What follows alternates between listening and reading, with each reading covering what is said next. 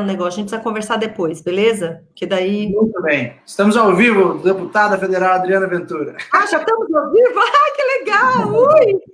Tudo bem? Tudo bem, e você? Oi, gente, tudo bem? Estamos ao vivo. Deputado estadual Sérgio Vitor e eu. Legal. Adriana, que bacana que a gente conseguiu fazer essa conversa. Desde o começo, acompanhando o seu mandato, acho que a gente tem algumas pautas bem parecidas ali, né? Então, gostaria... Hoje a gente está aparecendo no meu Facebook e no seu, certo? Eu imagino que sim, aliás, eu estou esperando com isso. Eu estou até me achando aqui para ver onde é que eu acho, onde é que a gente está. Pronto, achei aqui. Já achei a gente aqui, pronto. Muito bem. Sim, estamos no meu Facebook e no seu. Vamos começar nos apresentando para o público inverso? Ai, vamos fazer assim. Você se apresenta para quem é da minha rede e eu me apresento para quem é da sua? Combinado, então. Então, você pode se apresentar para minha rede. Minha rede já tá certinha. Então, beleza, pode ir. Legal. Bom, todo mundo já te conhece, mas vamos apresentar mais para quem não te conhece. Então, acho que o nosso público do novo já é cativo, né? Mas para quem não me conhece, eu sou o Sérgio, sou de Taubaté, sou empreendedor e acho que com um perfil parecido com o da Adriana, indignado ali com como estava andando a nossa política, decidi me candidatar a deputado estadual. Nós fomos os cavalinhos paraguaios do novo, nós éramos os desconhecidos ali. Você roubou a minha frase, Sérgio, não vale. Desculpa. Não estava na pauta, né? Não, a gente não tinha ensaiado. Não tinha ensaiado. Mas foi uma campanha super bacana, acho que de ambos conseguimos engajar muita gente de forma voluntária, né? Numa campanha interessante, que trouxe muita gente que nunca tinha lidado com a política e nos ajudou ao ponto de nos eleger deputado estadual e ao deputado federal. Hoje tenho pauta bastante ligada a empreendedorismo, tecnologia, inovação, que eu acho que são soluções para a gente resolver grande parte dos nossos problemas, e transparência e combate à corrupção, como ferramenta ao combate à corrupção. Sou presidente da Frente Parlamentar pela Transparência e acompanhamos bastante o trabalho da Adriana como Frente contra a Corrupção. Sou eu agora? Oi, pessoal! Olá, pessoal da rede do Sérgio Vitor, prazer. É um prazer falar com vocês. Então, o Sérgio Vitor já contou metade da história, os indignados paraguaios, os cavalinhos paraguaios, que ninguém não dava nada, que ninguém nem pensava, e depois os dois são eleitos e todo mundo fala, nossa, quem são esses daqui, né? Muito bacana. Eu estou na Câmara Federal, eu sou deputada federal por São Paulo, e sou presidente da Frente Ética contra a Corrupção, e as minhas pautas lá são combate à corrupção, transparência, eu trabalho muito nesses temas, e na saúde, eu fui para a Comissão de Saúde, sou professora de gestão e empreendedorismo, então quando eu vejo todo esse trabalho, eu me sinto muito próxima, mais do Sérgio, quando ele fala de empreendedorismo, porque eu sou professora de empreendedorismo, mas como o novo precisava de alguém na área da saúde, aceitei o desafio, estou lá na área de saúde, tentando levar um pouco de gestão, de eficiência, de transparência para a área da saúde. Então, está sendo um prazer, nessa fase Covid, está sendo um super desafio. E acho que é isso, né, Sérgio? O resto a gente vai conversando aqui. Então, muito prazer. Legal. Fizeram uma pauta para a gente aqui, mas dá para a gente tocar aqui de uma maneira fluida. Adriana, você tem Tem bastante coisa que a gente quer falar, né? Hoje... Vamos começar pela parte do Covid?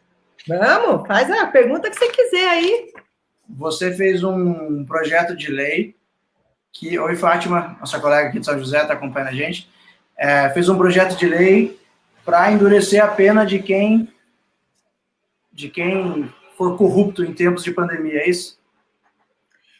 Na verdade, eu fiz dois. Um para duplicar as penas em caso de improbidade administrativa e outro PL que duplica as penas para corrupção, qualquer crime contra a administração pública em época de calamidade pública.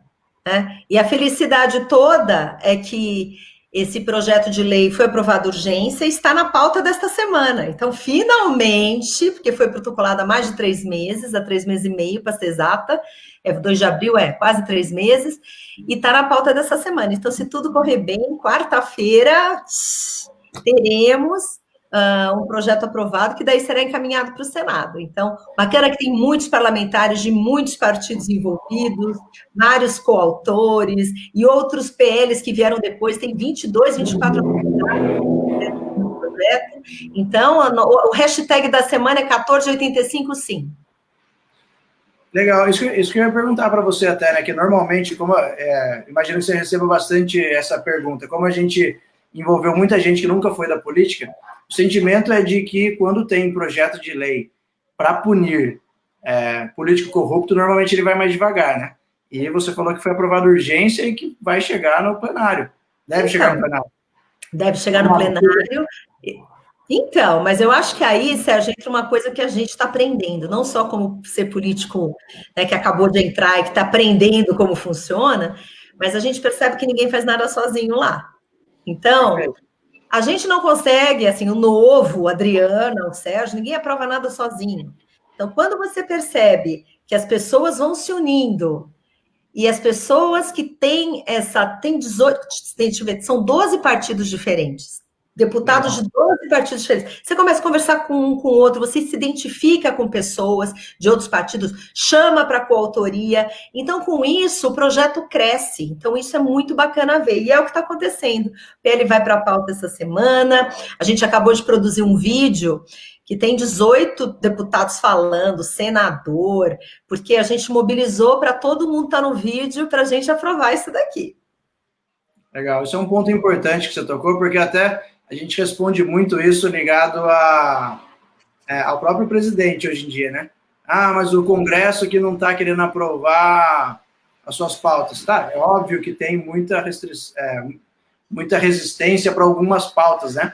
Mas quando falta o diálogo, que é o primeiro passo, a gente nunca vai conseguir dar o segundo, né? Então, para conseguir aprovar coisas, seja elas polêmicas ou importantes, tem que deixar o ego de lado, sentar para conversar, chamar coautoria, explicar, ter paciência para explicar o projeto, né? Lembrar que são 513 deputados, então imagina o desafio que é, às vezes, para quem já é casado aí, né, Adriana? Imagina, às vezes, o desafio que é escolher para você ir num restaurante que sua esposa ou seu marido não gosta. Imagina convencer 512 pessoas do seu projeto, né? Então tem que ter muito diálogo e sem isso nada vai adiante. As pautas principais aí são... quando você define uma agenda específica e entende a importância dela, é a questão de fazer o trabalho de formiguinha, de bater de porta em porta e dos gabinetes, né? E ir lá trocar ideia e vender sua ideia, né? Mas por outro lado também a gente percebe, eu tenho uma história que eu conto sempre, então eu acho que eu nem vou contar, porque daí todo mundo já ouviu 10 vezes, vai ouvir pela 11ª vez, então eu não vou contar. Mas o que é interessante ver? Que as pessoas falam, a gente ainda aumentou muito o número de parlamentares engajados com transparência, com mudança, com combate à corrupção. Eu sei disso porque eu estou lá, a gente viu as votações, compara com as votações da legislatura passada, então a gente percebe que houve um avanço. Dá para virar o jogo? Não, não dá para virar o jogo ainda. A gente só vai conseguir na próxima legislatura. Mas o fato da gente já ter vários deputados engajados no tema, convencendo seus partidos, e o fato de ir para a pauta mostra que há realmente um avanço, né? Talvez não seja o que a gente queira, a transparência que a gente queira, o projeto ideal, mas é o que a gente consegue construir, e isso é muito porque está aumentando o número de parlamentares. Fora os que me ligam hoje, deixa eu ser coautor do teu projeto também, um monte de gente querendo. Eu falei, claro, assim, se a pessoa está engajada e quer lutar por isso, maravilhoso. Legal, e lembrando, mais importante, né, do que não só o único motivo de existirem mais pessoas lutando contra a corrupção é porque as pessoas estão participando mais dessa pauta, né? Então, o Congresso é um belo reflexo da sociedade. O que a sociedade cobrar dos nossos deputados federais e estaduais, que é nosso pedido toda vez que eu tenho numa conversa pública também, eu falo, pessoal, quanto mais vocês falarem do que é prioridade para a gente de combate à corrupção, mais os políticos vão falar desse tema também, né? Então, especificamente em combate à corrupção, a gente está no meio de uma pandemia e está todo mundo vendo o que está acontecendo, né? Os desvios, tudo. Mas isso não quer dizer que a gente também não esteja super atento com a história ainda da prisão da segunda instância, a PEC do foro privilegiado. Então, são coisas que a gente está correndo atrás, mas o fato é que a gente não tem comissões funcionando, e a gente quer que avance, mas ainda a gente não conseguiu fazer isso. A gente tem um trabalho muito mais de formiguinha para fazer ainda, porque tem mais resistência. Legal. Então, você falou de 2 projetos aí, Adri. Um que duplica... Explica de novo, por favor. A gente falou de um aqui agora. Qual que vai para a pauta? Na verdade, assim, o PL que existe é o 1485, que duplica as penas de corrupção. Porque, apensado a esse projeto, foram vários outros, né, de improbidade, enriquecimento ilícito, e outros crimes de gestão pública, e várias coisas que e foram juntando um monte de projeto, e ficou muito bacana. Mas a questão da duplicação da pena... até para... É lógico, tem muitas pessoas que falam assim, nossa, Adriana, a gente tem que trabalhar na prevenção, né? A gente não tem que só punir. Eu concordo inteiramente. Prevenção é tudo. A hora que realmente a gente saber prevenir, saber evitar, educar as pessoas, ter muita transparência em tudo, esse é o nosso ideal. Mas a questão é que a gente tem que trabalhar nas frentes, porque hoje qual que é a situação? Nós temos muitas pessoas fazendo atos corruptivos, não tem jeito, a gente tem que realmente que punir quem faz, porque senão o bom olha para aquilo e fala, bom, e aí? Então, a gente tem que trabalhar em todas as frentes. Prevenção é o melhor caminho, mas nem sempre, no nosso momento agora, a gente tem que trabalhar ainda para que isso não aconteça mais. Como você falou, era interessante. Prevenção é sempre mais barato e é sempre o primeiro passo, né? Mas onde a gente se encontra hoje, aquele sentimento de impunidade, ele passa por todos os setores, né? Então, isso tem que ser prioridade também. Acabar com o sentimento de impunidade, punir mais quem faz coisa errada, também faz parte desse conjunto de medidas para a gente conseguir mudar uma cultura, né? Que é uma mudança cultural, no final das contas, né? De novo, políticos são um bom reflexo da sociedade, né? É uma mudança de cultura, Serginho, assim como também é uma mudança de postura, porque o cidadão se dá conta que ele é responsável, que ele também tem que agir, ele também tem que fiscalizar, ele também tem que denunciar, ele é parte disso, ele não pode ser conivente. Então, tudo isso é uma construção, né? Então, leva tempo. Legal, foi importante você ter falado isso, do papel do cidadão nessa história toda, né? Então, quando o cidadão definiu que pauta contra a corrupção era importante, misteriosamente, mais pessoas ligadas a combate à corrupção se elegeram, né? Pois é. E aí, era o tema da moda, né, Serginho? Oi? Tema da moda, combate à corrupção, né? Todo mundo combate a corrupção. E agora a gente tem que cobrar medidas práticas, né? Como essa que a Adriana falou. Então, deem uma olhada depois nas redes dela, ela está fazendo um anúncio muito bacana, né, do projeto de lei dela, para vocês poderem apoiar, criar uma hashtag que ela já montou lá, para vocês, para quem está assistindo, ajudar a gente a divulgar ainda mais. Se mantendo no tema, né, da participação do cidadão, isso é muito caro para mim, porque eu me vejo como eu sendo o nosso público-alvo, né? Eu fui voluntário do Novo por muito tempo, quando eu decidi que eu ia me engajar na política, e aí eu passei por algumas fases, né? Primeira fase foi eu descobrir que eu não lembrava nem quem eu tinha votado, que eu reclamava muito, mas não lembrava em quem eu tinha votado para deputado estadual nem federal. Eu falei, bom, claramente eu sou parte do problema, né? Não adianta eu querer reclamar aqui, enquanto empreendedor, ainda mais, né? Imagina você, dono da sua empresa, fica reclamando do problema, ou com a sua vida pessoal, né? Fica reclamando do problema, mas nunca age para resolver, não tem mágica, né? Não tem segredo. E aí eu decidi que eu ia participar mais. Aí eu fui tentar acessar, eu morava em São José dos Campos na época, fui tentar acessar os dados da prefeitura, porque eu não queria ser aquele cara reclamão chato, né? Então eu queria dar uma olhada nos dados para propor medidas que pudessem ajudar de alguma maneira. Aí você não tem acesso aos dados. Aí eu comecei a fazer tudo isso que eu estou tentando colocar na prática agora como deputado, porque foi o processo que eu tive enquanto cidadão comum, né? Então, não terceirizemos a nossa responsabilidade, né? A gente também faz parte da solução, e por isso que eu brigo tanto pela plataforma de transparência, porque é nela que o cidadão comum vai conseguir ter acesso aos dados, né? Mas só ter acesso aos dados também não adianta. Então, criamos aqui a Frente pela Transparência, com o objetivo de melhorar a transparência no legislativo, que é, você não pode reclamar de transparência dos outros se você não tiver transparência em casa, né? Se você não for transparente. Então, todas as medidas que a gente pode dentro do gabinete a gente faz, que estão sob nossa responsabilidade, mas também cobrando da Assembleia, né, da mesa diretora da Lesp para melhorar o portal. Cobrando transparência do Executivo, isso eu faço questão de falar sempre. Adriano, o orçamento do Estado de São Paulo é 240 bilhões de reais. E muita gente cobra a gente, deputado estadual, eu imagino que vocês sintam isso também, pelas emendas que a gente manda, que são 5 milhões de reais. A gente pode destinar 5 milhões de reais por ano, que é muito dinheiro para o cidadão comum, mas é pouco perto do tamanho do orçamento do Estado, e às vezes a gente é mais cobrado por isso, né? É no Executivo que está a grande parte do recurso e é onde eles executam as políticas públicas, né? O nosso papel é fiscalizar. Então, a gente está cobrando mais transparência para conseguir entender aonde e melhor como estão sendo alocados esse recurso. Legislação, né? Então, a gente precisa melhorar as regras do jogo, né?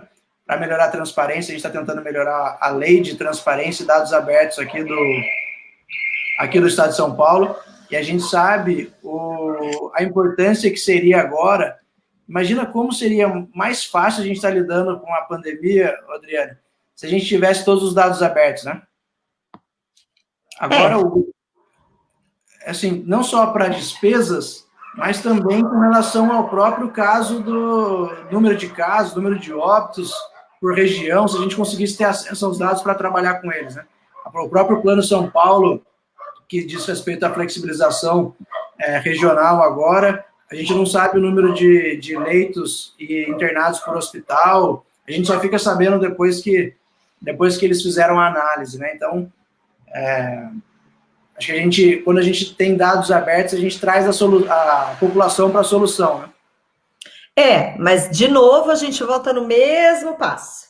As pessoas, infelizmente, aqui são movidas a demandas. A partir do momento que há uma cobrança com um político forte, ele se mexe, sai da zona de conforto e faz alguma coisa. Os cidadãos precisam exigir essa transparência e fazer com que as coisas sejam transparentes. Porque senão, né, agora a gente tem a lei de transparência, tem várias coisas, lei de acesso à informação, que a gente realmente está evoluindo. Só que tem muitos municípios ainda que não tem, tá? Cabe ao cidadão ir lá, meter a boca no mundo, cadê a informação, cadê o dinheiro? É papel do cidadão fazer isso para a gente chegar no ponto que a gente quer. Porque senão a gente vai sempre se contentar com o que dão para a gente, e às vezes não dão nada. Esse é o problema. E com isso a gente chega no pilar, talvez o pilar principal da Frente pela Transparência, que a gente fez essa parceria bacana aqui agora, de formar os cidadãos, né? Porque, olha, eu em 2016, quando eu comecei a procurar os dados, não sabia por onde começar, não tinha muita ideia do que fazer. E aí, um dos pilares que a gente, até conversando com o Gil, do Contas Abertas, que é um cara incrível também, com o pessoal do Transparência Brasil, Transparência Internacional, falou, olha, e se a gente capacitasse o cidadão comum para também ser um fiscalizador, né?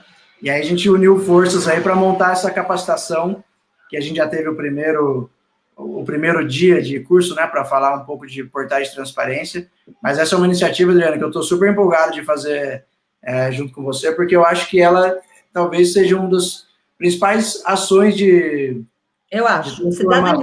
Do mandato. Cidadania.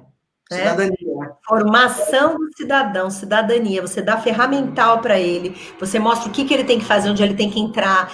Assim, coisas, vai abrir o mundo dele, ele não vai ficar no vácuo. O que ele faz se ele não acha? Eu acho que a gente precisa ajudá-lo nesse sentido, Sérgio, né? Ensinar o caminho percorrido. Legal. Então, o pessoal que está assistindo a gente, queria refazer um convite e pedir também, por favor, para que vocês mandem essa mensagem para o máximo de pessoas possíveis.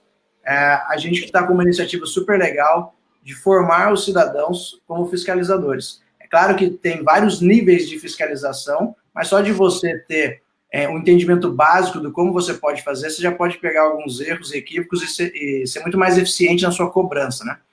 Então, a gente vai ensinar a olhar os portais de transparência, a gente vai ensinar um pouco sobre todas as leis que regem esse processo, como é que o governo federal, estadual e municipal deveriam prestar contas como que você consegue ter acesso às informações que você deseja, onde pedir, e caso não seja atendido, ou caso as informações contenham algum tipo de indício de fraude, que seja, como fazer a denúncia também.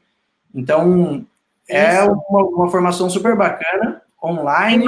Tem aquele lá de análise de contrato entre prefeitura e fornecedor. Tem um que também, eu sei lá, que a gente até falou, né? A gente estava discutindo aqui os cursos que eu falei que seria bacana fazer, como pesquisar preços de referência. Então, tem umas coisas que o cidadão precisa, os canais de denúncia, quais são, como são. Então, é uma capacitação super bacana, Sérgio, essa iniciativa. Vai ser demais. Conta da quinta-feira. Isso. Então, o primeiro que a gente teve no dia 8 de junho foi para, só reforçando, né? Está gravado, a gente criou um grupo no Facebook para que todo mundo possa entrar e ter acesso a todos os vídeos, as aulas, né, que forem gravadas lá. A gente acionou 3, 4 portais de transparência e foi fazendo passo a passo para encontrar os dados, primeiramente relacionados ao Covid. Nesse dia 25, vai ser uma aula sobre a LAI, que é a Lei de Acesso à Informação, muito interessante também, que explica quais são as regras do jogo, né? E como é que você faz para pedir informação, quais são as responsabilidades do poder público em responder. E aí a gente está montando um roteirinho em conjunto para deixar ele disponível para todo mundo. Então, por favor, se inscrevam e, né, mandem um direct aí para a gente no Instagram, ou para mim ou para a Adriana. Depois a gente vai colocar o link aqui também. Se tiver alguém da nossa equipe aqui, peço para colocar no chat para o pessoal clicar e se cadastrar. E também coloca no cabeçalho daqui, como é que entra no grupo. E aí mandem o convite para o máximo de pessoas possíveis, porque, de novo, quando o cidadão assumir a sua responsabilidade de fiscalizador, de cobrador, eu acho que a gente vai conseguir dar passos muito fortes. Né? Beleza. Certo? A Maria Isabel está perguntando aqui, eu fiz o curso do Observatório Social, ele é parecido? Olha, o Observatório Social é uma entidade incrível, muito bacana, que bom. Eu não fiz o curso, então não sei se é parecido, mas eu imagino que seja, né? Porque as regras do jogo são as mesmas, então vai ser bacana se você puder fazer até, Maria Isabel, e depois passa para a gente. E a gente, depois eu vou procurar esse curso também, a gente vai disponibilizar todas as boas práticas, né? A gente deixa disponível lá para as pessoas, quanto mais capacitadas, melhor. E o legal, Sérgio, de contar é que quando você começa, você não para mais. Você descobre como você faz isso, daí você quer aprender como faz aquilo, daí você não acha alguma coisa. É uma coisa que vai puxando a outra, é muito bacana isso. Exatamente, né? Exatamente. De novo, se eu tivesse esse conhecimento lá atrás, talvez eu conseguisse ter feito algumas coisas a mais enquanto cidadão, né? Mas, de novo, o mais importante, pessoal, para quem está assistindo, quando você chegar num ponto que você queira fiscalizar e tiver uma dúvida, manda para a gente. A gente investe nosso tempo nessa resposta porque, de novo, a gente acredita realmente que a mudança vai acontecer quando vocês aí da ponta assumirem, e não só assumirem a responsabilidade também, mas estiverem capacitados para fazer isso. Né? Com certeza. Adriana, uma pergunta aqui, ó. Você acha que a corrupção aumentou nesse tempo de pandemia? Ou de epidemia? Então, eu acho que, bom, qual que é o ponto aqui? Aumentar é uma palavra estranha. Eu acho que ela está vindo à tona, assim, de uma maneira grotesca e num volume enorme, porque o ponto é que o volume de dinheiro injetado, gente, vamos pensar, 250 bi até o momento, 250 bilhões, tem muito dinheiro em muito lugar voando, e você vê, com regra afrouxada, sem licitação, não sei o quê, né, como plagiando o Gil, o corrupto vai onde o dinheiro está, né? Então, a gente só está vendo escândalo de todos os tipos, de respirador, de máscara, de hospital de campanha, é um atrás do outro. E está todo mundo chocado e vendo as coisas acontecerem. Mas é um momento também, isso tudo vem à tona e a gente esteja vendo, além da indignação que a gente fica, é bom que a gente realmente veja, porque essa pandemia e todos esses escândalos levam a um amadurecimento e a outro questionamento. Eu garanto para vocês que a gente vai sair bem diferente do que entrou. A gente vai exigir muito mais transparência, muito mais. Mesmo nos outros estados, a gente vê os estados que estão sofrendo muito porque não tem hospital, porque não tem leito de UTI. Você acha que a próxima vez que tiver dinheiro de político lá, eles não vão questionar por que nunca construíram um hospital decente, por que aqui não tem isso? Então, eu acho que tudo isso aumentou muito a corrupção na pandemia pelo fato de ter muito dinheiro. E o problema é que o nosso PL só vai pegar crimes de quando for sancionado para frente, não retroage. Então, por isso que estava a nossa aflição, há 3 meses brigando para ir para a pauta e tal, porque o que ficou para trás não vai ser abarcado, a gente protege o daqui para frente. Mas vamos lutar, Serginho, mas realmente aumentou muito. Legal, você disse, parafraseou o Gil, né? Eu também gosto eu gosto de contradizer aquela fala que diz a oportunidade faz o ladrão, né? Eu acho que não. Eu discordo, eu acho que o ladrão já estava pronto e ele aproveitou de uma oportunidade, né? Então, essa pandemia acabou sendo uma grande oportunidade para quem estava mal intencionado, né? Por vários motivos. Mas o mais importante, para mim, Adriana, é que a gente, enquanto sociedade, não aceite mais determinadas coisas, porque eu acho que a roubalheira na pandemia chocou muito mais a gente, porque escancarou um pouco mais dos problemas, né? Olha, enquanto tem gente morrendo, tem gente roubando. Enquanto tem gente... Então foi por isso, né? Mas se você lembrar, 6 anos atrás, na Copa do Mundo, ou um pouco mais, né? Também, mesmo assim, a gente ainda permitiu as coisas que eu lembro, né? Mensalão, Copa, Petrolão. Então, tomara que essa seja a gota d'água da sociedade em prol de mais transparência, em prol de um combate efetivo à impunidade, né, que a gente falou no começo, mas senão, o que mais que precisa acontecer, né? A pandemia escancarou uma série de fatores, mas, de fato, a gente já vem numa crescente não sei se a nossa indignação sobe e desce, né? Mas dessa vez não pode passar. Mas escancara porque, assim, não tem leito, não tem atendimento, tem estado que fica assim, com gente na rua, é uma coisa grotesca, um monte de gente sofrendo, com morte, com tudo, e Câmara dos Vereadores dando aumento para todo mundo, tem umas coisas, assim, que realmente não dá para tolerar. E eu fico pensando, um cidadão que está num município, que não tem atendimento para a população, e vê a Câmara dos Vereadores aumentar salário dos... Gente, é para não eleger mais ninguém. E se eleger, é porque, desculpa, aí merece. Porque depois dessa, esse povo tem que ir tudo para a forca, né? No sentido de nunca mais ser reeleito. Isso, exatamente, né? Mas isso é um lado que me deixa otimista, pelas conversas que eu estou tendo, pela participação das pessoas na política, né, acho que o nível de indignação está aumentando, mas não só a indignação, né? As pessoas estão mais atentas e também se envolvendo mais. Eu vejo pelo nível de envolvimento de pessoas comuns com o nosso gabinete, como voluntários, número de pessoas que se inscreveram para o curso de fiscalizadores, passou de 400 pessoas para o primeiro, né? Foi um negócio muito bacana. E lembrar que a gente tem eleição esse ano, né, pessoal?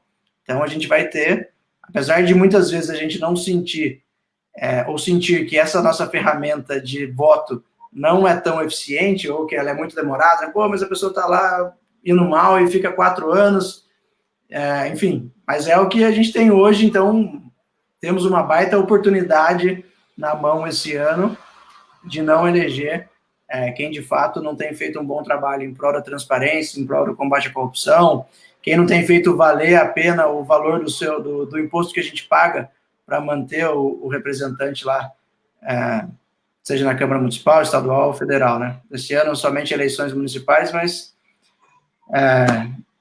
é isso. Legal. Oi, querido.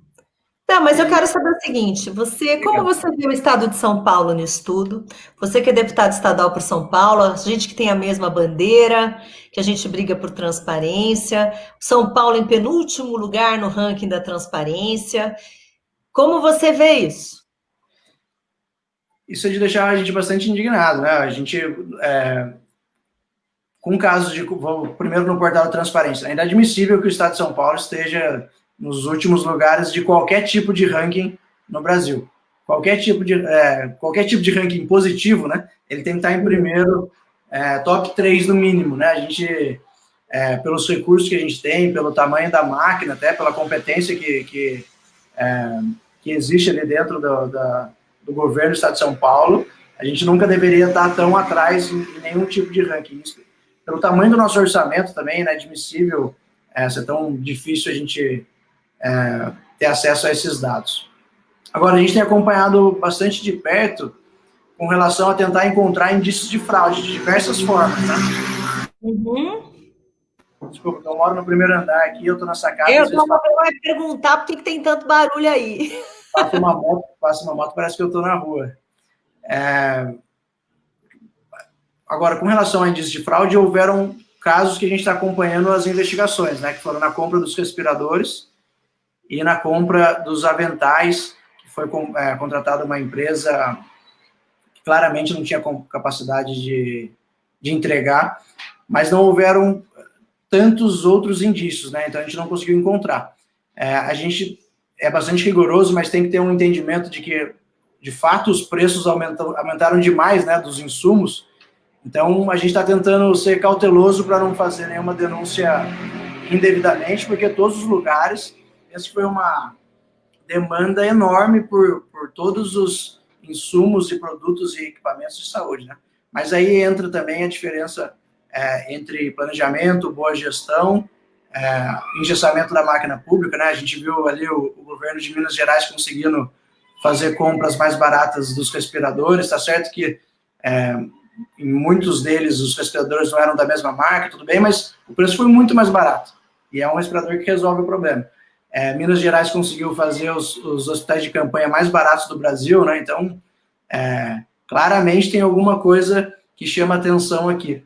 Então, a gente está procurando esses indícios de boa gestão ou má gestão e corrupção para tentar encontrar os mal feitos, né? Então, eu realmente fiquei muito incomodada com esse penúltimo lugar. Como você disse muito bem, o nosso estado tem que estar, assim, no topo do ranking, sem nenhuma dúvida, e tem que liderar esse processo. Estou acompanhando isso junto com os secretários, assim como eu sei que você também está, porque daqui a pouco, esse ranking, ainda bem que ele vai ser refeito mensalmente, e eu espero ver São Paulo lá em cima no próximo, semana que vem. Eu tenho um trabalho, no nosso gabinete a gente tenta ser bastante construtivo, né? Então, tive bastante reunião com o vice-governador Rodrigo Garcia, com a secretária de Desenvolvimento Econômico, Patrícia Ellen. Cobramos bastante eles colocaram a gente em contato com a equipe que está responsável. Então, vários dos pleitos que a gente fez, a gente conseguiu ser atendido. E aí alguns dos desafios, eu conhecendo um pouco também dos bastidores de tecnologia, eu entendo um pouco o desafio, mas é inaceitável que a gente deixou chegar nesse ponto, né? Vários dos itens de transparência, eles estão tendo que refazer todos os protocolos para conseguir ter acesso aos dados. E aí a gente entende que demora um pouco, mas não era para a gente estar aqui, entendeu? Já era, como você falou, já era para a gente estar ali à frente. A nossa régua tem que ser mais alta. Mas se estamos no caminho, tá bom. Eu acho que a questão é ir subindo. A gente está brigando bastante para levantar a régua. E, obviamente, que se tiver qualquer indicador de fraude, a gente vai fazer a denúncia e acompanhar para garantir que as pessoas sejam punidas caso tenha um problema grave aí de corrupção, de desvio de dinheiro ou de conduta, né? Agora, eu sei que você está trabalhando em um projeto de lei de dado aberto, né? Como está o andamento? Conta um pouco, assim, do teu projeto para a gente, já que é uma pauta bacana. A gente falou ali da Frente pela Transparência, a gente iniciou com 4 frentes e aí aumentou agora a 5ª, e que eu acho que é a mais importante, que é trazer o cidadão para a fiscalização também, né? Mas um dos pilares da Frente pela Transparência é a legislação. Como é que a gente melhora essa legislação para que o governo seja obrigado, né? Ou os entes sejam obrigados a ter esse portal de transparência bem feito, para que não seja apenas uma cobrança nossa constante, mas que eles tenham obrigação e talvez uma punição caso não entreguem. Então, a gente fez esse projeto de lei de dados abertos em várias mãos, com outros deputados, colegas aqui também. A gente tem o mesmo pensamento que você, né, de convidar todos os deputados da Frente pela Transparência são coautores e quem mais quiser participar.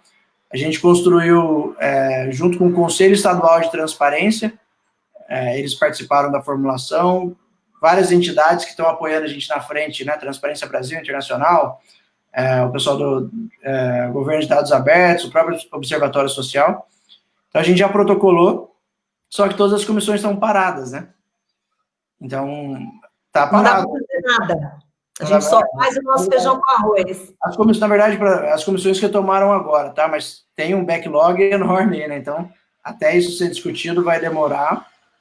E um grande desafio é que na Alesp tem uma cultura, Adriana, não sei como é que é necessariamente aí no Congresso, de que aprova um projeto de lei por deputado por ano. Sim. É um combinadão que não faz sentido, né? Mas, sei lá, acho que pelo fato do governo do Estado ter sido do mesmo partido faz muito tempo, e normalmente o presidente da casa é governista, até a Assembleia tem a fama de ser o puxadinho do governo, né? O puxadinho do executivo. Uhum. E entre os deputados o pessoal brinca, né? Inclusive eu tive um projeto vetado. Qual projeto que a gente vai aprovar aqui? Qual veto que a gente vai aprovar aqui, né? Uhum.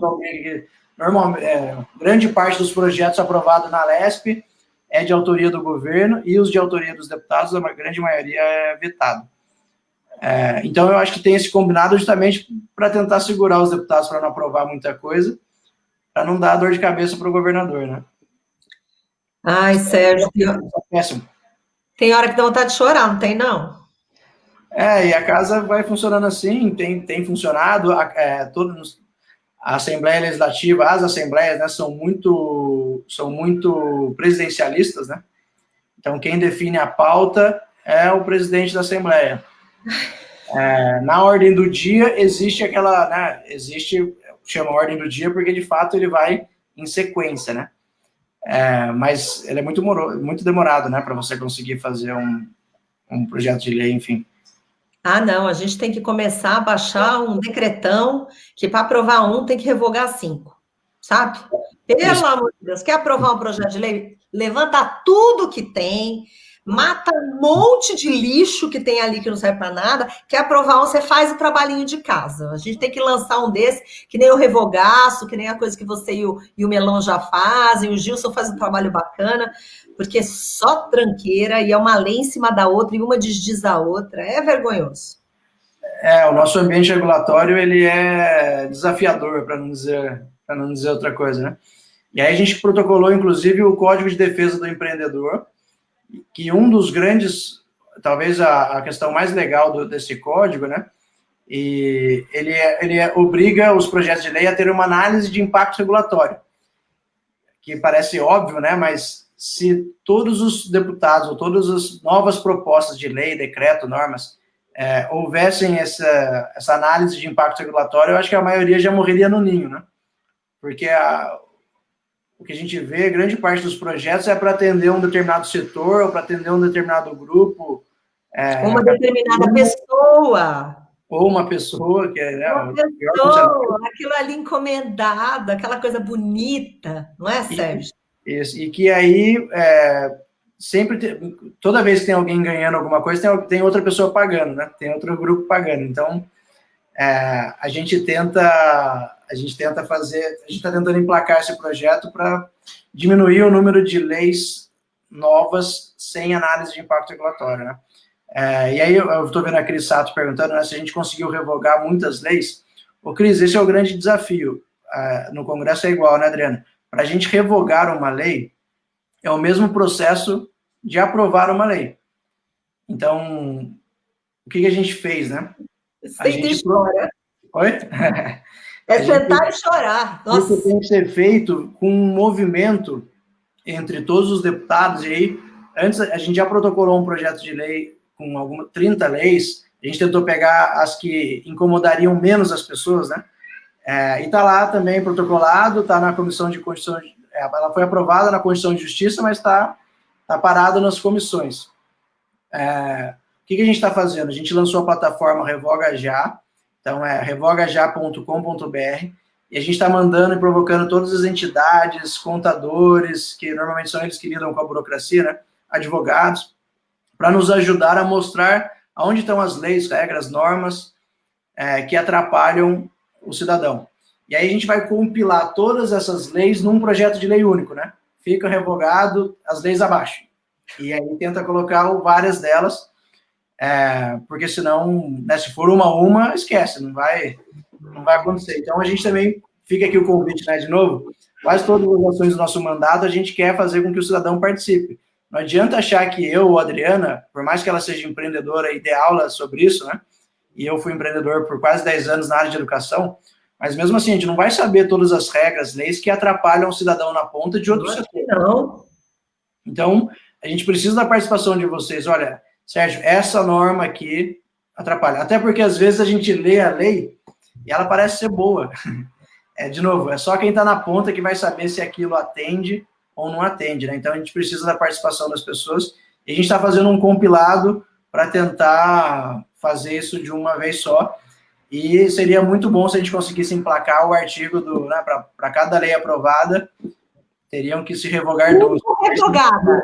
Porque daí você já cria o indicador automático ali para ir revogando ao longo do tempo, né?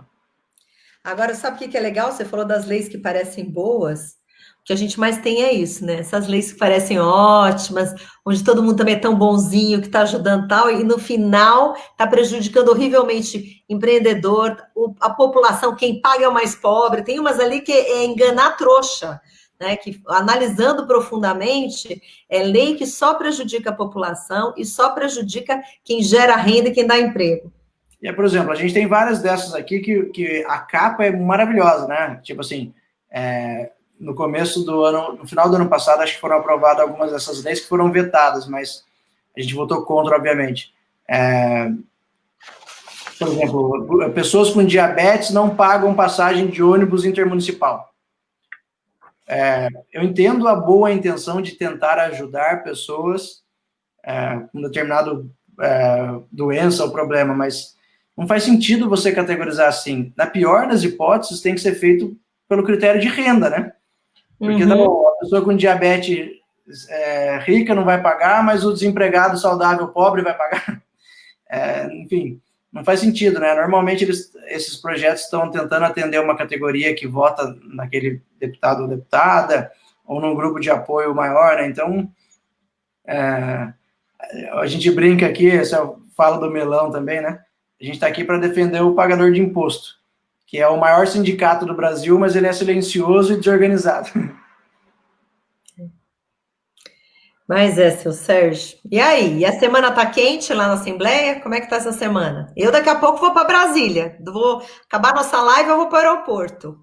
Essa semana tá quente lá. De novo, né? Na Assembleia, grande parte dos projetos que a gente vota são projetos do governo. Então, essa semana vai ter um projeto do governo que eles querem adiar o prazo de contrato dos comissionados do Detran.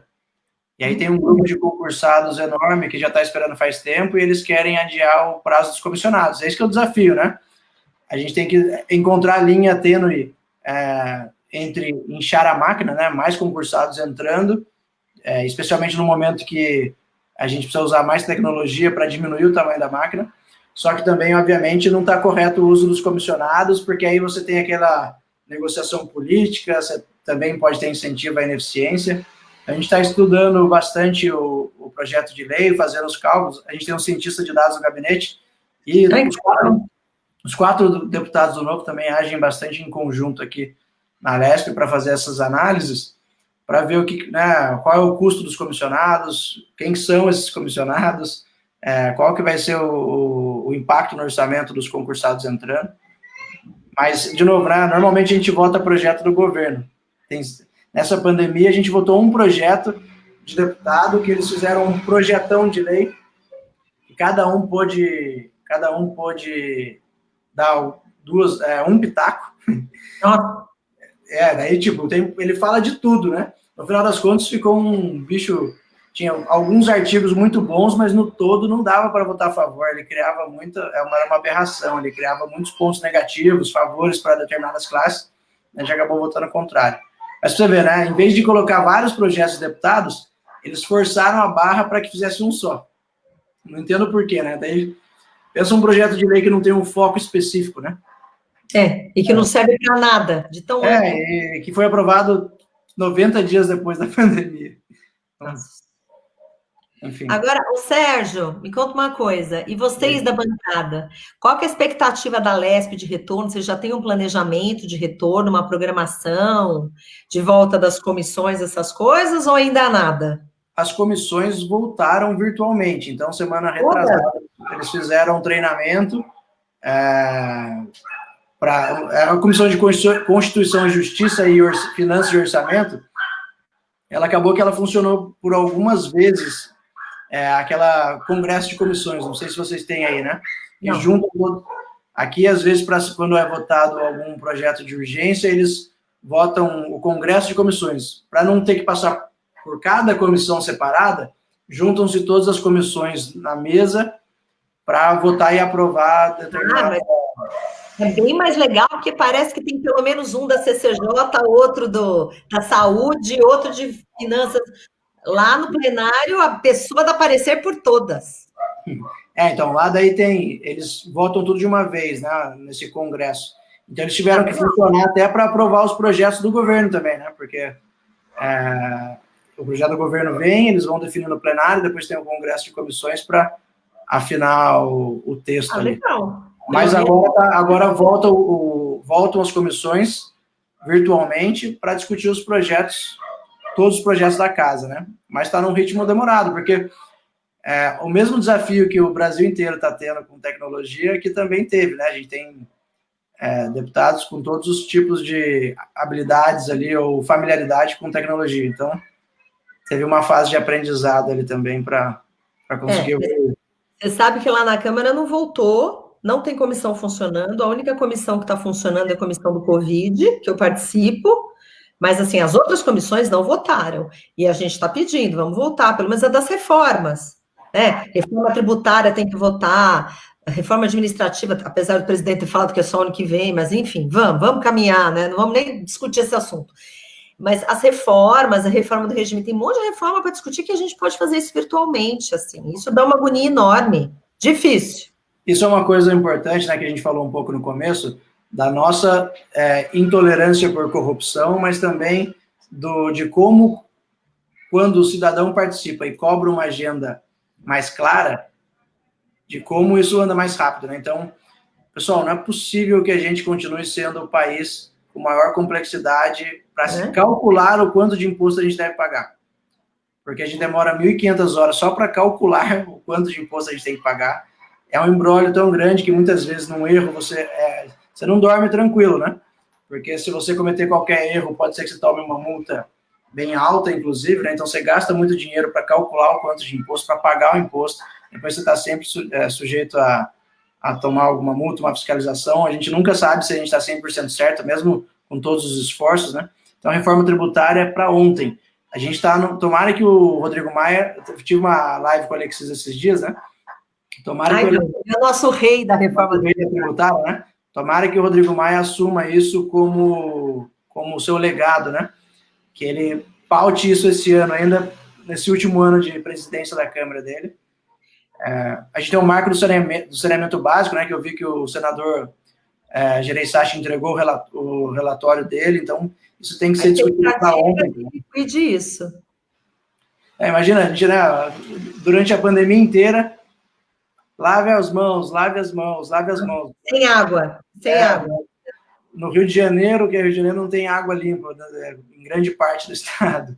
Grande parte dos brasileiros, 1/3 dos brasileiros não tem acesso, metade não tem acesso ao saneamento básico completo, né, mas água, nem tanto. Você sabe, a gente teve reunião com o presidente Rodrigo Maia semana passada, aliás, da bancada, eu, Alexi e o Ganimi. Não, e o Marcel também estava presente. A gente justamente foi cobrar essas reformas, né? As comissões das reformas. E ele falou que a tributária vai entrar nas próximas semanas, que isso já está conversado, mesmo porque é uma comissão mista e tem que andar, porque tem tanta coisa para discutir, gente. Eles deviam discutir desde o começo do ano, ficar discutindo todo dia que tem assunto. Imagina, o que tem é tão complexo, é tão, como diz o próprio Alexei, né? Aquele manicômio tributário, aquela coisa louca que ninguém entende nada. tem que discutir muito, manhã, tarde, noite, madrugada. Então, já tinha que ter começado há séculos. Ele falou que é a primeira que vai entrar. Então, estamos torcendo, estamos cobrando, porque a gente acha que realmente isso é prioridade para o Brasil, para todo mundo que gera renda, emprego, para todos os nossos empreendedores. Adriana, esse é um ponto, né? Se essas reformas serão cruciais para o nosso desenvolvimento, para a nossa retomada, né? Já eram antes da pandemia, a coisa mais sensata a se fazer era, durante a pandemia, vamos acelerar a discussão, né? Não demorar mais para discutir, ou o próprio Bolsonaro que diz que a reforma administrativa que diz respeito aos incentivos do funcionalismo público, que todo mundo, o que a gente quer é uma máquina, obviamente, mais enxuta, mas que os bons funcionários sejam bem remunerados e tenham os incentivos corretos para produzir mais, né? Então, uma reforma administrativa justa e correta para a gente melhorar as carreiras, para fazer com que as pessoas, os bons funcionários, sejam mais valorizados e para que também o poder público consiga fazer os devidos remanejamentos quando tiver quando não tiver sido entregue o que precisa ser entregue, né? E aí o presidente já falou que essa fica para o ano que vem, né? Não, ele falou, e a reforma administrativa, gente, é importantíssima e todo mundo sabe. Porque daqui a pouco, nesse cenário, com queda de arrecadação e tudo mais, tem que enxugar essa máquina, na minha opinião, tem que reduzir dos 3 poderes. A elite do funcionalismo tem que dar a sua contribuição. Assim, a gente tem reformas importantíssimas, então todas, administrativa, a política, pelo amor de Deus, tem eleição agora, vai ter eleição em 2024, é sempre a mesma água. Como que não coloca uma reforma política para discutir? Então, assim, estamos brigando, estamos exigindo, tá? Mas é importante que o cidadão cobre também. Perfeito. Rodrigo, a gente tem alguns minutinhos aqui antes do fim. Vamos tentar responder algumas perguntas do pessoal aqui? Vamos, se eu souber, tá bom. Vamos tentar, né? Assim, voltando a plagiar o Gil, né, que é o Gil, nosso amigo Gil Castelo Branco, né? Tem gente uma vez perguntou para mim, você está falando do Gil, mas essa música não é do Gilberto Gil, essa música é do Milton Nascimento. Eu falei, eu sei que é a música do Milton Nascimento, mas eu estou falando do Gil, nosso amigo, Gil Castelo Branco, do Contas Abertas, né? Que fala que ele faz um plágio do Milton Nascimento, que o corrupto vai onde o dinheiro está. Mas vamos responder perguntas. Até eu queria recomendar aqui para vocês que estão assistindo a gente, seguir a página do Contas Abertas, que eles fazem um trabalho incrível também, já há muitos anos. Então, Contas Abertas, Transparência Internacional, Transparência Brasil, Observatório Social. Transparência Partidária. Transparência Partidária, tem muitas entidades legais que já fazem um trabalho. Vigilantes da Gestão. Oi? Vigilantes da Gestão. Vigilantes da Gestão. Instituto Não Aceito Corrupção, que lançou o Corruptovírus, que é super legal. Tem um monte de coisa boa, Sérgio. A gente vai... Esse preparar o cidadão a fiscalizar, eu acho que é uma coisa muito importante para fazer mesmo, viu? Então, você pode contar comigo para tudo nesse aspecto, porque é muito minha praia, adoro isso. Bom. Legal, tem bastante gente aqui, eu vi bastante comentário, achei que tinha bastante pergunta, mas, Adriana, bastante gente te elogiando aqui, ó. Oi, gente, obrigada. Te elogiando também, Serginho, para com isso, tá bancando político aí, ó. Não, nos elogiando, tá bom? Tá bom. Tô tentando procurar aqui as perguntas, mas tem poucas. Pessoal, quem coloca a proposta política... quem coloca a reforma política... Quem coloca a proposta política em vigor? Parte de que poderes? Acho que a Fátima quis perguntar o seguinte, quem pode propor a reforma política, né? Então, deveria chegar do executivo, né? A reforma política teria vício de iniciativa se partissem de vocês? Não. Então, essa é uma discussão, tanto assim que a gente já teve essa discussão na história da PEC do Alexis, né, quando a gente ficou discutindo, lá ficaram os gabinetes discutindo, de redução de salário e tal, mas tem uma discussão enorme que isso tem que chegar do executivo, né? Mas a gente, espera um pouquinho, a iniciativa, estamos falando de administrativa tem que chegar do executivo. Então, a gente propõe PEC aqui, daí tem uma discussão que talvez nem por PEC dê para mexer em outras estruturas, enfim, é uma discussão e uma briga boa, e tem que ter vontade política acima de tudo, o que, sinceramente, eu não vejo. E a reforma política pode partir do Congresso ou tem que partir? Está partindo já. Está partindo, tem várias iniciativas. Assim, a gente já trabalha em iniciativas de redução de número de parlamentares, né? Acerto de representatividade, certo? Porque tem estado que tem 500 mil habitantes, tem 8 deputados. Olha, e nós, São Paulo, que deveríamos ter 120 de parlamentares, nós temos 70. Então, é um absurdo. É realmente... Por que o voto de um cidadão de um estado vale muito mais do que cidadão de outro estado? Então, isso não está certo, né? Mas aí tem que ter uma discussão, e sempre que eu falo, uma reforma dessa, a gente tem que jogar para frente. Joga para 2030, para 2024, porque ninguém vai assinar nada se achar que está correndo risco. Entendeu? Isso é fato e a gente tem que olhar com cautela. Para ser realista, né, Adriana? Até a gente já fez essa dinâmica aqui em Taubaté, em São José, quando você veio para cá, lembra? A ilha maravilhosa. De tentar passar para o cidadão, olha, a gente entende o que é o ideal, mas às vezes a gente tem que trabalhar muito pelo que é viável, né? Pelo que é possível, que é o meio do caminho.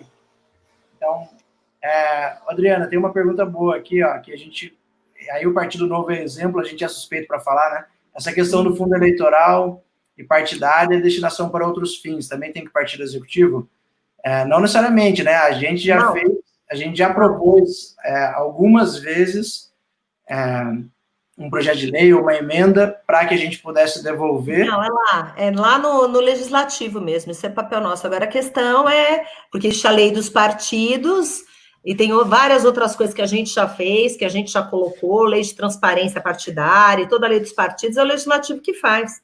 Mas, né, é a tal da vontade política, que nem sempre lá em fevereiro ou março do ano passado, a gente já tinha também, como Partido Novo, né, colocado um destaque para votar para a gente poder devolver a nossa parte do fundo partidário, né? Isso. Aí votaram não, foi negado, a gente perdeu no plenário. Essa votação foi linda. Foi linda, eu saí de lá tão vitoriosa, porque quando a gente colocou essa emenda, assim, a gente sabia, falar, bom, pelo menos 8 a gente tem, e foi lindo, porque a gente foi uma coisa, a gente queria só ter o direito de devolver, a gente não estava exigindo que todos os partidos devolvessem, a gente não estava exigindo, a gente falou, a gente só quer destinar, e nós tivemos 140 votos, foi muito legal. É uma demonstração... Uma derrota vitoriosa, vamos falar assim.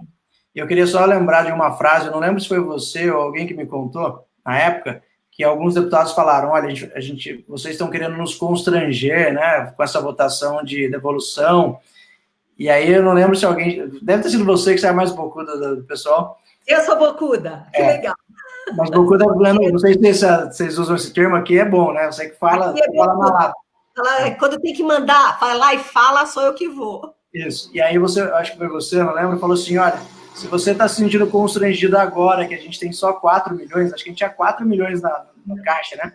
Imagina daqui a 4 anos, que a gente vai passar dos 100 e a gente vai tentar propor a mesma emenda e vocês vão ter que deixar lá na frente, né? Melhor deixar devolver agora que tem pouquinho entre aspas, né? Que é muito dinheiro. Mas a gente tentou algumas outras vezes e mesmo assim o Congresso não deixou, então... É um desafio, né? Mas como a Adriana falou, o Novo tem conquistado vários votos por ter uma equipe técnica, de novo, sou suspeito para falar, mas por responder a grande parte do anseio das pessoas, né? Acho que o nosso maior desafio é que a gente ainda é desconhecido, né? Mas o Novo, sem dúvida nenhuma, é o partido mais coerente entre discurso e prática. E o que a gente percebe? A gente aprendendo...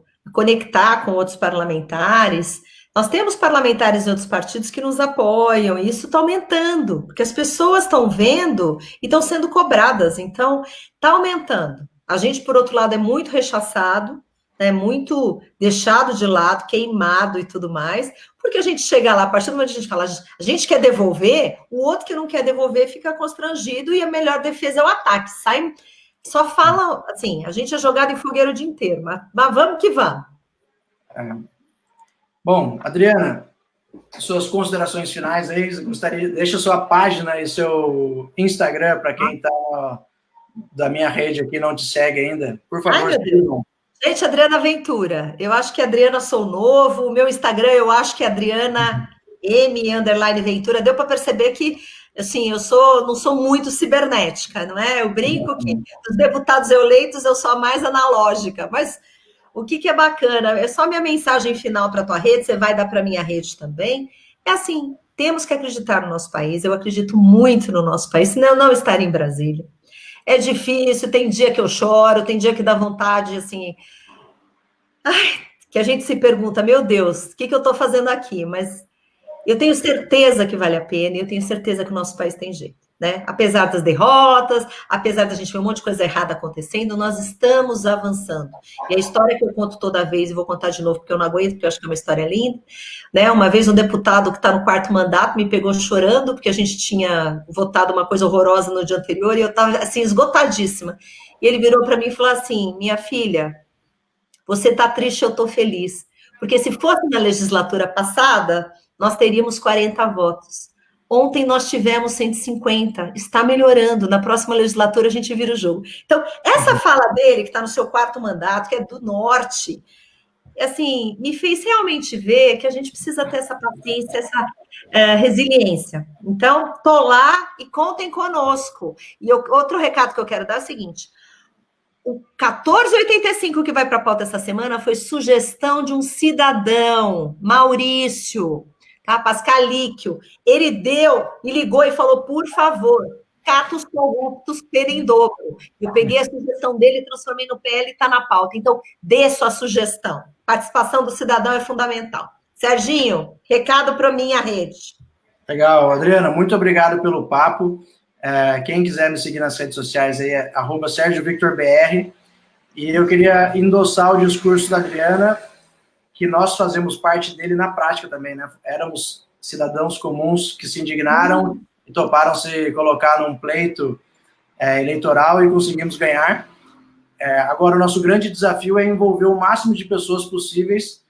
Se você não sentir que não quer se candidatar, não tem problema nenhum, mas apoie as ideias que vocês concordam, nos ajudem a fazer as ideias que vocês gostam chegar mais longe. Nesse ano eleitoral, ajudem os candidatos que vocês consideram que te representam, né? É muito difícil ser um candidato que não usa dinheiro público, é muito difícil ser um candidato bem intencionado no meio do nosso sistema político, do jeito que ele é feito, com o fundo partidário, com o fundo eleitoral, que normalmente só chega para quem não vai fazer, para muita gente que não vai fazer bom uso, né? Ele chega em maiores quantidades para quem normalmente não vai fazer bom uso. Não tem salvador da pátria, a gente só vai conseguir mudar esse país se vocês participarem. O que a Adriana acabou de contar aqui, né, de que os votos, vou chamar de os bons votos estão aumentando, né? Mas agora a gente precisa aumentar a velocidade dessa mudança de votos. E para isso, só tem um jeito, que é com a participação de todos vocês na política. Dos diferenciais do Novo também, que eu faço questão de falar, porque isso atrai mais as pessoas, incentiva as pessoas. A gente é muito acessível, né? Então, mandem mensagem para a gente. A Adriana acabou de falar que protocolou um projeto de lei super bacana vindo de um cidadão. Nos acionem, nos ajudem, porque a gente, de fato, está preparado, motivado para mudar esse país, mas só vai conseguir com a ajuda de vocês. Obrigado, Adriana. Boa viagem para Brasília agora. Para Brasília. Yes. Essa semana promete. Quinta-feira estaremos no curso de fiscalização. A gente conta com o seu trabalho lá e reforço o convite, então, dia 25 de junho agora. A gente tem a segunda etapa do nosso curso de fiscalização. Vai ser, por favor, mande mensagem, procure nas nossas redes sociais, já tem todas as divulgações ali. E a gente conta com vocês. Um abraço, ótima semana. Obrigado a todo mundo que assistiu até o final. Tchau, gente. Tchau, tchau. Obrigada.